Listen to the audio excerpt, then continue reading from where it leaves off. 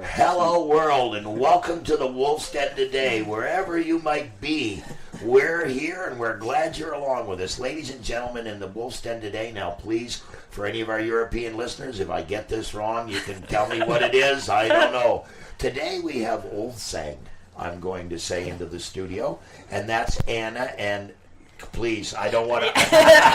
Dijakovic. Okay, and Alex Boyd. Now, with a name like that, you're not from Nova Scotia, or maybe you are from Nova Scotia originally. No, so my family is from, former Yugoslavia. Okay. Yeah, so I'm, Serbian and Croatian ethnically, and I was born in Croatia, and we moved here when I was 5 because my uncle was in... He was in the Canadian Forces, and he was doing peacekeeping over there during the Civil War. Yeah. And so my aunt, my dad's sister, they got married, they moved to Canada, and then later when things were happening with the war and we moved, we already had someone in Nova Scotia. Okay. So they were able to sponsor us for us to come here. Nice. Well, we're glad they did. Welcome to Canada. And your partner is Alex Boyd. Hi. How you doing, Alex? I'm pretty well. Yourself? I'm doing just fine. Now, so you guys have been long-term friends, all right? And you live in the Halifax, Dartmouth area. Mm-hmm. And now you both had the same kind of love for the same kind of music, and basically a lot of it post-industrial. More so, Alex.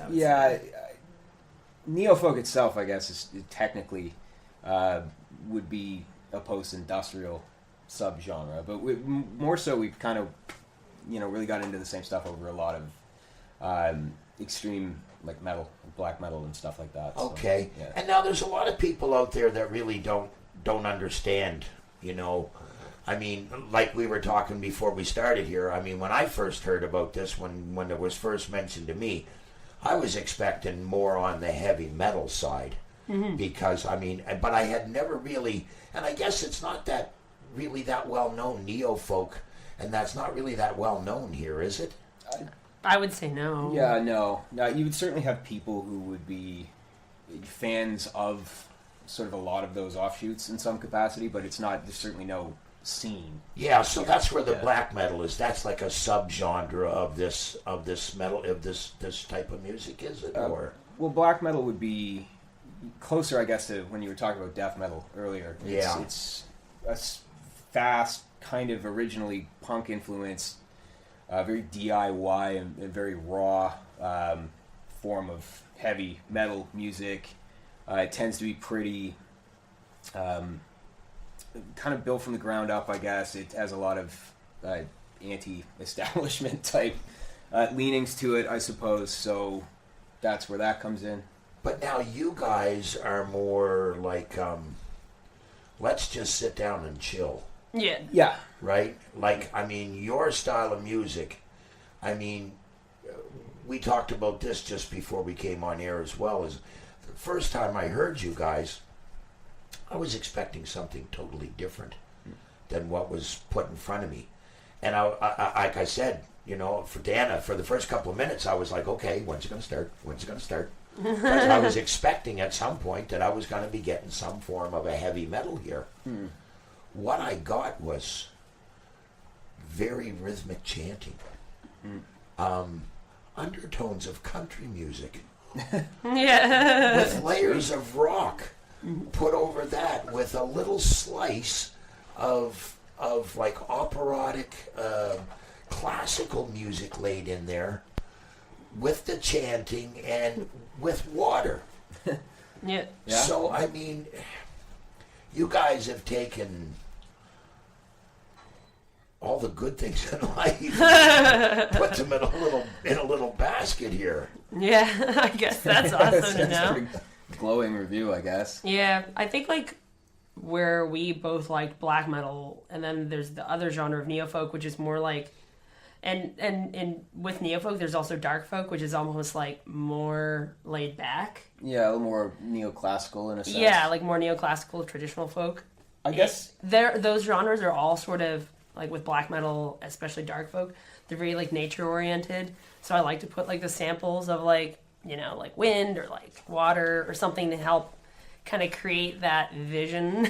Well, your music, the Hunt for me was the first song that I listened to, and for me that took me really did take me into the woods.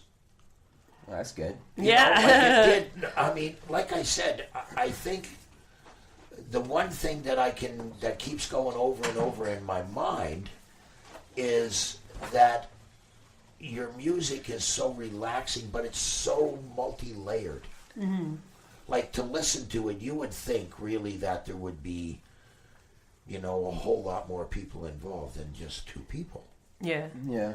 And I think that's because, like, traditionally when people used to record, like really analog and live, that was more common. But now that you can just create a bunch of tracks and lay them all separately, and it makes it a lot easier to, there's people who have, like, one-man bands and they do everything. They do, drums, and so we kind of do that where we just, like, maybe lay a main riff and then, like, okay, let's harmonize this, let's add some of this in the background, maybe, then finish it off with, like, some nature sounds or something. So I think, like, in the end, it starts off really kind of basic, and then once you build it up, you get something that's... So does the idea grow as it grows, or is it already preconceived ahead of time and then you just layer it all in? It kind of depends. Like, I say kind of both. Yeah, I mean, that is one of the nice parts about what we have available to us for, software and basic studio gear and things like that, is that it does kind of give you the freedom to build something very large with very little to begin with, right? We don't have to assemble a large band of touring players, so there's less, I guess, of that kind of interpersonal conflict in what we're going for. So a lot of the time, like, if I'm working on guitars for a new track, for example, I may spend quite a bit of time building what I, in the end, would consider a full song. We'll start with a couple of riffs, I'll build it out until I get it roughly where I want, and that will comprise a full bass guitar track. And when I sit down and record that, I'll sit and until I get that whole piece out, that's the main beginning part of the recording process. A lot of that harmonization, a lot of those things that fill out the sound and kind of speak back and forth with each other, I will build those around what that bass melody might have been for a track. So I guess, like, you had asked me before, sort of what maybe prompts some of that, building that sound. And I guess way back, when we kind of first started working on a few songs here and there, I don't know why I was listening to a lot of contemporary piano music, I guess, at the time, but I thought it would be interesting to try to write guitar pieces, but as if they were played on a piano. So there was a lot of taking a bass. I can't play a piano. I don't know the first thing about playing it, but I like the way that piano lines tend to speak back and forth with each other. And there was a lot of trying to emulate that sort of feeling with guitars, I guess, which is where a lot of that comes from. So is that where your beginning comes from, is back from guitar? Like, yeah. When did you first start playing music? I actually started playing music fairly young. I was in, like, band in school. So was there music at home, or was it? Yeah. But we were actually talking about this earlier too. I just got my dad and my brother and my mom into guitar. They all got on it in the last year. But my parents were always musical people, like, as listeners. Okay. So I grew up hearing a lot of music. My dad was a weird hipster like I am, in the sense that he didn't like any mainstream shit. When he was growing up, he was into punk. He has all the old, like, punk vinyls and all that weird post-punk stuff that kind of came out of that. So there was a lot of the old goth things, like a lot of this sort of weird left of center stuff that I wasn't, I wouldn't hear it in my friends' parents' houses necessarily, but there was always a lot of that, so I just had an interest in music. And I played in band as a kid. I played clarinet and saxophone, and I didn't get a guitar till I was maybe 14 or 15. And now, was that in the metro area? Did you grow up here? Or? Yeah, mostly. Yeah. I lived in Ontario a couple of times when I was young, but for most, from about 10 or 11 on, I've been predominantly in Nova Scotia. Okay.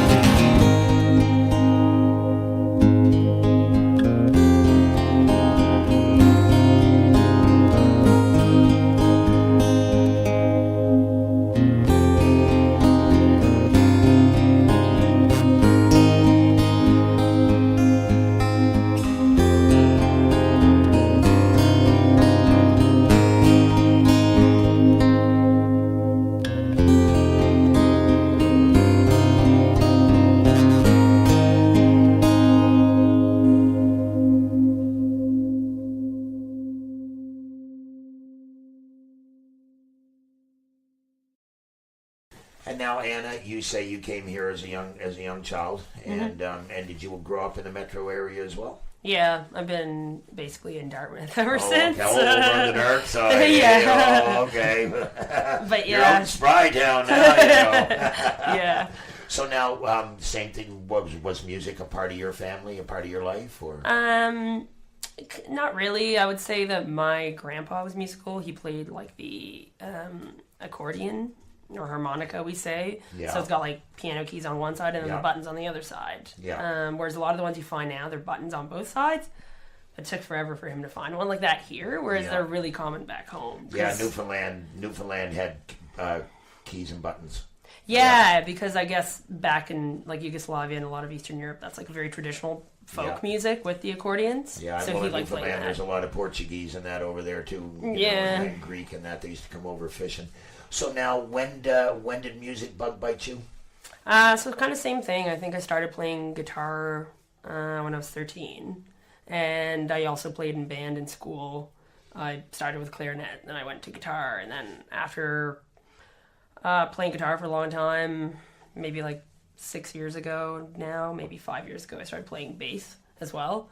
And then maybe 3 years ago, I started messing around with like synth and piano, but mostly like synthesizer stuff. Okay, yeah. Yeah, because I couldn't play like a piano song. But I find the synthesizer stuff is a little bit easier to sort of figure out on your own. Yeah, I got a young friend of mine that plays, what's it called?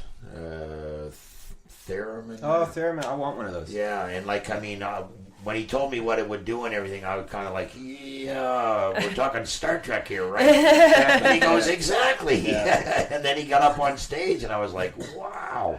Yeah. So now, and what exactly brought you two guys together, like musically? Like, was it a gig, or was it just, did you know each other besides, or? Yeah, I think we met in like 2007 or something. Yeah, it's been quite a while. 2008. Yeah, 2007, 2008. But Yeah. I guess We had a lot of mutual friends and stuff. And we both liked black metal a lot.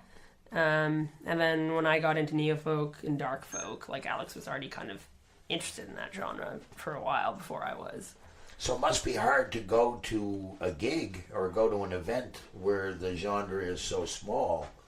There's not a lot of people that are playing it, or? Yeah, no, like, I mean, around here, you wouldn't have gigs really for that sort of thing. You would for, like, Halifax has had a fairly well-established metal scene in some capacity for a lot of years. So you'll see the odd band that might technically qualify as black metal, but as far as, like, that dark folk thing goes, like, no.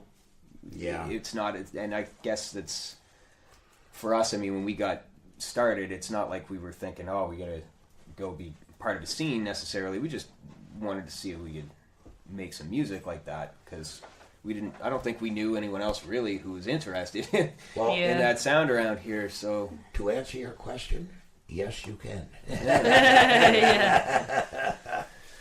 So now, obviously, do you have other day jobs? Yeah. Unfortunately, like a lot of musicians say today, it pays the heart, but it doesn't pay the bills. Yeah. So now, is there a chance down the road that we may see you guys in a live show? I think that's the goal eventually. Right now, it's pretty busy. Like, we were hoping to get, like, this summer to start working on, like, live sets and practicing and everything. Because what we were thinking of doing is to almost create, like, songs for a live set. So things that people haven't heard. Yes. And I know that we could have, like, play back some audio of, like, certain guitar tracks, and we could play the other instruments. Well, yeah, I mean, if everybody else has got loopers and all that, there must be a program that you can use, and I mean, and it would, I mean, with the DJ scene and that, having recorded music today is no big deal. Yeah, so we could do that, or we could, like, think about making our own set, which I kind of like the idea of making our own set, but it's a cool idea. Yeah, we're kind of it's a bit open different. to both, I'd say. I mean, admittedly, I think Anna is a lot more prepared to do live sets than I am. I've tried to play live, and I kind of approach a lot of what I do creatively with probably not the healthiest approach, so it's very difficult for me to be in any way content with maybe what we're doing to begin with. So a big part of it for me is just not, if I don't feel like we have something I think that we'd be happy with anyway. It'd be very hard to do a shitty version of it for just to do it. I have a looper, but when we're recording, no, it's more Works a lot with a looper. I've seen there are a lot of artists who use loopers phenomenally well in their live sets. Owen Pallett, the guy who used to work with Arcade Fire, does a fantastic job with an electric violin and a loop pedal. And there's a lot of one-man and two-man, where people, duos and that out there that are using loopers. I mean, it fills in a lot. Yep. I mean, for me, if you guys ever did a live show, I'd love to see it in like a theater setting. Yeah, I think that's what we play. And have the backdrops and that, because it would be spectacular. But now, I'm kind of getting the sense here that Alex, you're a little bit of a control freak, and but you know what? And I don't say that in a bad way, because a lot of musicians, like that's one of the things they struggle with is that no matter how many tracks they do or no matter how good they get it, they always wish it could be just a little bit better. You never quite get it. And I certainly have some. Honestly, outside of being very critical of my own contributions and where I want it to be, like I'm certainly not with when we're bringing everything together. No, and I didn't mean in regards for you. I meant like for you to be that way towards anybody else. I just meant for yourself, right? Yeah, absolutely. Yeah. I mean, I know that I have a certain standard that things have to be done to, and if they're not done to that, then I'm really not happy. Yeah. Right, and it's very hard for me to just say, yeah, okay, I can deal with that. No, in the back of my head, there's a voice screaming, no. Yeah, it just sort of eats at the back of your head. So now, when the process, okay, so you've got the guitar tracks down, and then you've got your bass lines and that you want to come in, and then is that where you come in, or like now is this is this done together, or do you do it separately and then bring it together? I think it depends on the track and like how far one of us are into recording a track. So like usually we don't sit down together and like record at the same time. It's usually like Alex will have a riff idea and he'll like record that, and then I'll have a riff idea for something and I'll record that. Or, maybe we have some ideas that we do together, like talk about, and then we try to record those. Okay. But yeah, it's kind of done back and forth. I'd say that's the best way to put it together. Historically, too, until recently, we lived in different areas geographically. So there was a lot of doing it remotely, right? Wow. So it kind of lent itself a lot more, I think, to some more, singular vision, but then passing it back and forth to ensure that, because it's certainly much more collaborative in that sense, where like nothing really passes muster unless everyone's cool with it. Yeah. Right? Like no one muscles their stuff in. Whereas now like if I record something like a riff that Alex thinks would be better tweaked, like I'm open to fixing it, and vice versa for him. Yeah. Okay. But yeah, usually it'd be like, I'll record at home on my like digital kind of like audio workstation or whatever, and then he'll record on his, and then we kind of like swap stuff back and forth and like put them together, see how they sound like together, and if they go well together, that kind of thing. That's the way it is. Okay. Yeah.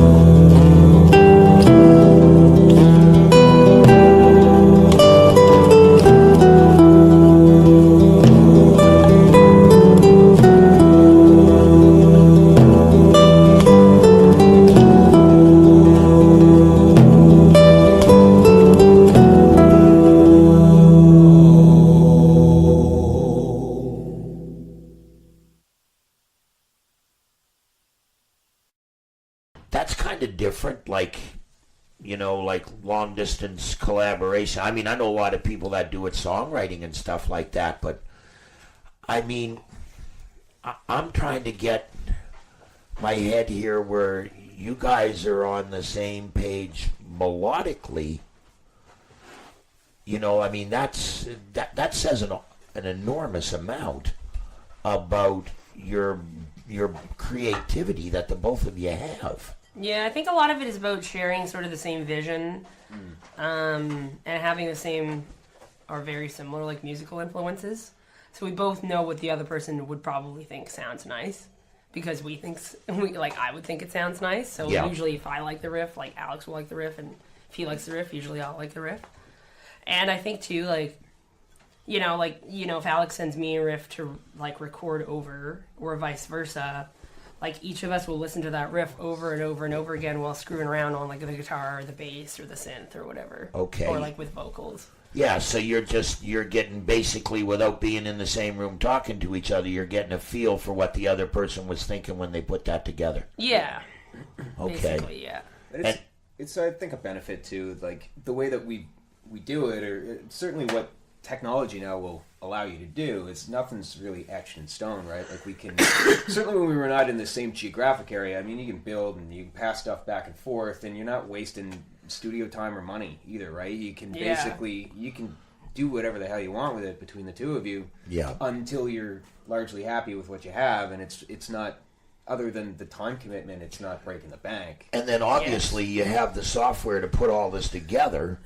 So does that also mean that you can have the software to put your own CD together so that it reduces your costs as well, or? Unfortunately, no. Yeah, no, not so much. I would know. I've never done that. But usually with the label, it's kind of nice where our label, right now it's Nordvis, and he lives, Andreas lives in Sweden. But usually with all the labels that we've worked with, like they'll make the physical copies for you, give you a percentage of them to sell, and then they'll keep a percentage, but that way you're not paying you're not to make the physical. Okay. We're not out the upfront cost. Yeah, because I mean, the payoff might be good if we sell out completely or whatever, but if we don't, then we put all that money into production that we might never get back. You may never get back. So the label kind of takes that risk, but then in turn, they kind of own sort of the rights to reproduce our music for a certain amount of time or whatever. Yeah. Or they get the biggest percentage cut. Yeah, they would get the biggest percentage cut. But now, and how long have you had that deal? Just since this most recent one, we're on with Nordvis. It's a two album, and I think it's like for those specific ones that we do for the label, it's like reproduction rights for a certain number of years. But we get, we get paid. But we've probably been with them for like a year and a bit now. Yeah. And where is the largest audience that's listening to this? Where would they be found geographically? Definitely by Sales USA. Yeah. USA, surprisingly. Is that right? There is a lot in Europe too, and Canada, but definitely like for like sheer numbers, USA. Okay, yeah. And I think that's just because they have the sheer population and like. Well, that's it. And they have a lot of music down there of every kind, so they're used to listening and finding like so many different genres and stuff. And as we found, we're very, very happy to be part of a place called Hidden Gems Broadcasting. An internet station that's run out of New Brunswick, and their listenership is worldwide, and a lot of it's in the United States, and a lot of it's in England. A couple of weeks ago, we got a lot of hits from Germany and from France. Oh, cool. So I would say ours is similar with our audience. Yeah. A lot of Europe. Well, I mean, and the internet is a beautiful thing because it's opened the world up to a world of stuff you'd never would have heard before. Yeah. And especially now where, at one time the only way you were going to get heard is if you went and got recorded. Yeah. And now you can sit in front of your iPhone with the camera and the microphone that's on that, and you can sing a song and put it on YouTube and the whole world can see you. Yeah. Yeah, YouTube has helped a lot, in Bandcamp as like websites for getting our stuff out there, and Facebook too, having the Facebook page.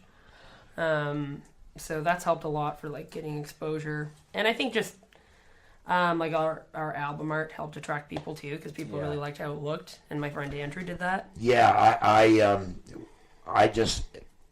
I think the album or the CD jacket for this is perfect because of the intricacies of it. You could look at this cover all day long and you would not see everything that's in it. And it's the same as your music. I can listen to it all day, and every time I listen to the same song again, I hear something that I didn't hear the last time. Oh, that's Thank cool. you. Yeah. You know, Yeah, thank you. For me, the depth of this CD, okay, is for me is just phenomenal, because it really and truly is. It's like, and I don't want to diminish it by using food as an acronym here, but It's okay, we like food. it's like digging into a great big bowl of nachos. You know, you don't know if you're getting a jalapeno or if you're just getting cheese, you know, or if there's some meat in there or what's going on. But it's all together. Yeah. You know, everything, it's like the cheese puts it all and sticks it all together. Well, the end production here, everything just blends so well. And I challenge people to please pick up a copy of the CD and sit down and really, really, really listen to it.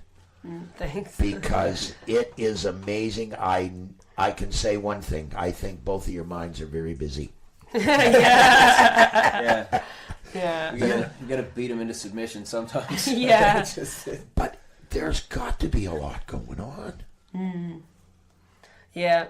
Well, I have ADHD, so that's probably that's one part of it. You know, well, I mean, Yeah. you know, mental illness is they say is a great friend to musicians. Yeah, it's we true. We got a big rant about that inside the booklet on that one. So it's, I mean, I think we have our own struggles for sure in that sense. So it's, you know, we're both weird, sad people. Join the club, brother. I'm 15 years alive, so you know I've been down that road. But and what brought me back out of it was music. You know. Yeah, I find it's always something you can return to, and I've always liked genres that have like evoke like an emotional response in me, not just something that I think is nice. Yeah. And I think that's another reason why we kind of went the route we did with our influences, is because both of us have like more so emotional connections to like stuff like black metal and neo folk and dark folk, rather than like I like death metal, but I've never really had like an emotional response. No, it's more so like it sounds really awesome and you know it's really technically impressive and stuff. Yeah. But I haven't had as much of like a connection to it aside from enjoying the music itself. So I find with black metal and neo folk and dark folk, I feel like I can almost like see the music. You can almost like kind of like visualize. Yeah, like it's very like atmosphere has always been hugely important for me, which I guess is why, you know, I trended more to, even in the metal world, something like black metal over other ones, is it tends to value like a sense of place. Yeah, like, and like a certain aesthetic. And an aesthetic, and it doesn't necessarily have to be the most technically executed, but it's more about how effectively it evokes that emotion. And, you know, a lot of, even when we were talking about some of that weird post-industrial stuff I used to listen to more so, it's the emotion in that for something that's typically immensely poorly executed on a technical level. But when it really effectively captures this sort of intensity of the emotion that it's supposed to convey, But you look at with that. But punk and grunge. I mean, come absolutely, on. Yeah. You know, there was a lot of punk and grunge bands out there that were absolutely horrible. Yeah. Right? But everybody loved them because it wasn't anything else except their stage presence and their message. It's how effectively they deliver it. And exactly. With those genres, something like black metal, I mean, it's very easy once it gathers a degree of steam in the cultural lexicon to kind of get diluted by people who are trying to capture the sound but do a poor job of effectively translating the feeling. Yeah. And I think when you're somebody who connects with that kind of stuff on an emotional level, you can tell pretty easily. So this isn't sitting down writing using a formula to put something inside of a box for X amount of seconds. Yeah. Okay, this is real. Okay, this is real emotion. This is real thought. Okay, this is as bare as you can get. Mm-hmm. Really. Yeah. You know, I mean, because obviously there's overtones here of emotions that when some of this stuff was done and made, there was emotions that went with it. Oh yeah. And some of it may have been happiness, some of it may have been anger, but if a person listens long enough, maybe you can pick out some of those spots. Yeah. Yeah, I think so. And I think that a lot of the feedback we've had from people who like us, like, you know, more than average or whatever, but let's say we're one of the bands they listen to like regularly, they tend to mention that they have like an actual like attachment to the music with like a feeling or something, or helping them get through a hard time, or when they're feeling down, they can listen to it and feel better. I got to tell you, when I'm stressed, I just go to the internet there and just turn it on. And I mean, there's all kinds of excellent music on here. I love this whole CD, The Run, The Gloom, The Truth, all of it. The Trial. The Dance, The End, all of them were good, but The Hunt, for me, was the first song that I listened to. And that was the one that, for me, that drew me in the deepest. Like I said to you earlier, I really felt like I was in the middle of the woods. And when I'm stressed, music really calms me down. Oh, that's awesome. That's probably one of my favorites. Is the songs on it? Yeah. The Hunt, like, I like that one a lot from a stepping outside of it perspective. We tried to get that one on the first record, and it just didn't. So this is your second CD, and now you've got another in the works. Is that correct? Eventually, we will. Oh, we just finished a. It's we're going to be on a Bathory tribute compilation. Okay. Bathory's a old originator of I guess that second wave black metal sound. And like Viking metal. I Yeah, guess. Viking metal and so some of that Viking folk metal type stuff. And one of the labels that we're on, the guy who does our cassettes, Folkvanger Records out of the U.S., he's got a lot of really great contemporary metal acts and stuff on his label now. And somebody pitched the idea of doing a label-based Bathory compilation, and he reached out to us. And, you know, after some hemming and hawing, I guess, we did kind of put something together. It's kind of like being asked to contribute a track to a Beatles tribute. So you sort of got to do it, but we thought it would be neat because we took, you know, we're going to be on compilation with a lot of black metal bands who are doing their interpretation of what are traditional black metal songs, whereas we do this weird acoustic thing. So we thought it would be neat to take one and kind of rearrange it and build it as like an acoustically driven track while still kind of staying true to, you know, What the you sound do, of the original yeah. song. Yeah. So That'll it's be not like interesting. it's not done with electric guitars or anything like the original track was. Like no real drums, I don't think, on it. Okay, We well, you rearranged guys, most of the guitar line. you've introduced me to some lines of music tonight that I've never heard of, like Viking folk. We've got to check that out, JW. They probably like Truna. If they're getting Yeah. I got my brother there. He'll be my sounding board, eh, Clifford? But yeah, like, do you know, I honestly see, like, for me, a fantasy movie or something like that, I can see this being the soundtrack for it. Yeah. I really can. Like, you know, they should have had it in The Hobbit. Yeah. Well, I mean, if you guys know people, it is weird. Like, it's one of those things that I don't, not to like toot our horn or whatever, but we have heard from a handful of people who are like, oh, you should try get it in Vikings or get it in a video game or something. And it's like, look, man, if you guys got contacts, like I can't just go email Mr. Vikings and be like, yo, here, listen to our shit. But Dartmouth, we never went to Dartmouth. It does. It's great now You know? because there's all kinds of nice new bars and stuff that have opened. Dartmouth, you know what? Awesome. And Yeah, that's why I didn't know especially that. downtown Dartmouth. Yeah, it's great. Yeah. You know, and if you like pastries and that, there's a little place there called the Humble Pie. Oh Place yeah, is we go awesome. there. Yeah, well, there's an excellent singer that works there, a lady by the name of Jen Miller. Oh yeah. Oh, Yeah. I didn't know that. Yeah, I didn't know that. yeah, her and her man Quentin, they play together as a duo. But Jen was the very first person that was on the Wolf's Den 4 years ago. Oh, that's cool. Yeah, that's neat. Yeah, Well, they make good pies there too. So yeah, Yeah, do. they And do. they're going to start to make cheesecakes. Lass here. of many talents. Oh, I didn't know. I love their steak. their steak pie there is just delicious. And my wife had the chicken cranberry. It was great. I the chicken pies are don't pretty think awesome. I've had a bad one from there.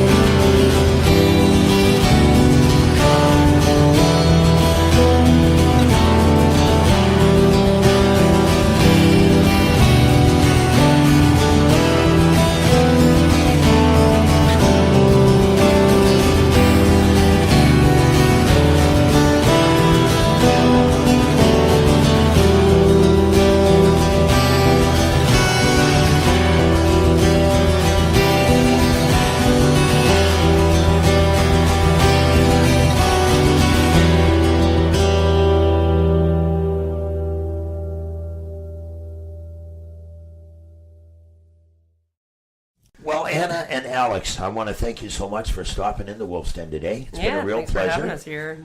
And thank you so much for the music. And ladies and gentlemen, Ulvesang. Give it a try. It's Ulvesang. Go online, check it out, find out how to buy a CD. You are going to want one. You are not going to want to rely on the internet to be able to, only people to give you this music. You're going to want a hard copy. So again, guys, thanks so much for coming in. How can people find you if they'd like to talk to you? They can find us on Facebook. Okay. Search Ulvesang. They can also contact us through there if they want some All right. LPs or CD. We still got a few around. So Okay. Yeah, and probably Yeah, through yeah. Bandcamp too. And through Bandcamp as Bandcamp, all right. Yeah, and they can contact check us that there. out. And I'd say, where are we going to see you? But I guess we'll just see you when we see you. But we're going to hear you. Yeah. That's for sure. Again, thanks so much for stopping in. I wish you all the best. I really hope that at some point you do put a live show together. And do me a favor. If you do, save the first seat for me. I definitely will. I want the first ticket, okay, for the live show. And again, thanks for stopping in. And ladies and gentlemen, as we always say here on the Lake Wolf's Den, please, please be nice to one another, be kind, and always, always, always hug the ones you love.